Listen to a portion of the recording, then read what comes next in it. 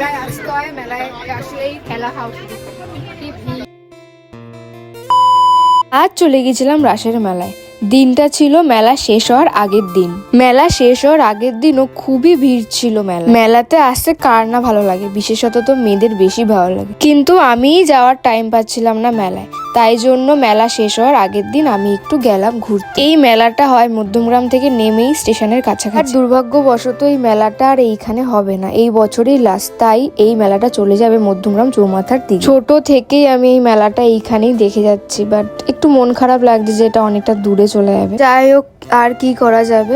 So প্রথমেই আমরা মেলায় ঢুকে ঠাকুর দর্শন করে তারপরে দেখছিলাম প্রসাদ দিচ্ছিল। সো এত ভিড়ের কারণে আমরা প্রসাদটা নিতে পারিনি, বাট ভক্তি সহকারে আমরা ঠাকুরের দর্শনটা খুব ভালোভাবে করেছি। কেন জানি না, আমার কাছে এই মেলাটা খুব ইমোশন, কারণ ছোট থেকে দেখে আসছি তো এত ভালো লাগে আমার আসতে এখানে।